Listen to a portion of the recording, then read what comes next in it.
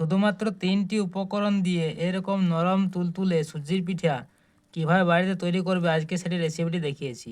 তো এটি তৈরি করতে শুধুমাত্র সুজি, চিনি আর ময়দা লাগবে। তো ভিডিওটি দেখতে থাকো কীভাবে এই পিঠাটি তৈরি করা হয়েছে, এবং ভিডিওটি যদি তোমাদের ভালো লাগে ভিডিওটিকে লাইক, চ্যানেলটিকে সাবস্ক্রাইব করে দেবে। সুজির পিঠা তৈরি করার জন্য প্রথমে আমি এখানে সুজি আর চিনিটিকে কিছুক্ষণের জন্য ভিজিয়ে রাখবো। তো আমি এখানে 300 গ্রাম সুজি নিয়েছি।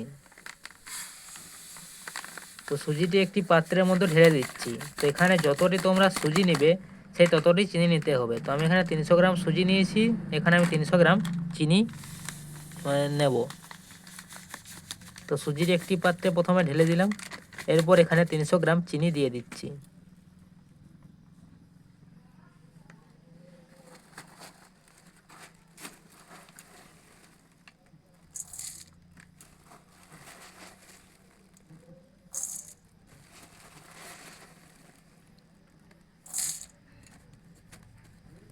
তো এরপর এটিকে জল দিয়ে ভিজতে দেব।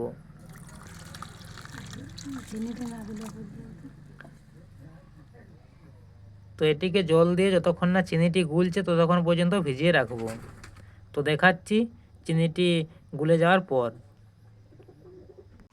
তো এখানে প্রায় 20 মিনিট ভিজিয়ে রাখার পর চিনিটি গুলিয়ে গেছে এবং সুজি আর চিনি একসঙ্গে মিশিয়ে গেছে। এরপর এখানে দিয়ে দিচ্ছি ময়দা। পরিমাণ মতো ময়দা এখানে দিয়ে এটিকে মেখে নিচ্ছি একটি পাতলা ব্যাটারের মতো। কীরকম ময়দা দিয়ে এটি একটি পাতলা ব্যাটার তৈরি করে নেব, বেশি পুরো করব না। তো দেখাচ্ছি কীরকম এখানে তৈরি করতে হবে।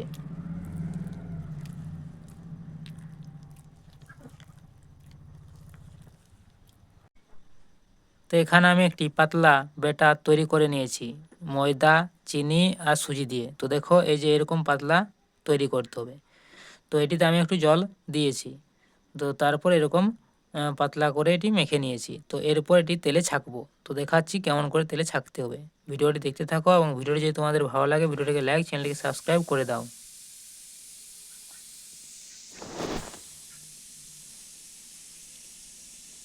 এখানে উনানের ওপর কড়াই চাপিয়ে দিয়েছি এবং এখানে সাদা তেল দিয়ে তেলটি গরম করে নিয়েছি। তো এরপর পিঠেটি একটি একটি করে তৈরি করে নেব।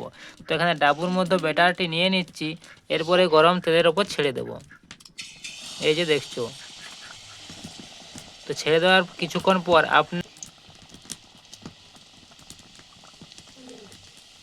তো দেখো এখানে পিঠাটি কতটা ফুলেছে।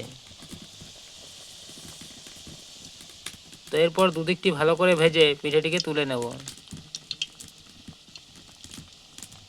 তো এরকমভাবে সব পিঠেগুলো তৈরি করে নিচ্ছি। দেখো কতটা ফুলেছে এবং কত সুন্দর নরম হবে এই পিঠেটি, শুধুমাত্র সুজি, চিনি আর ময়দা দিয়ে তৈরি।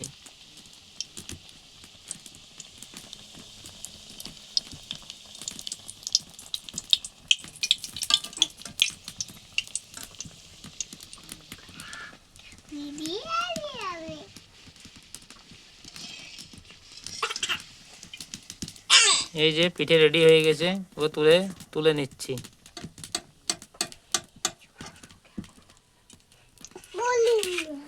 যারও আগে কিছু করেছিলাম পিঠে।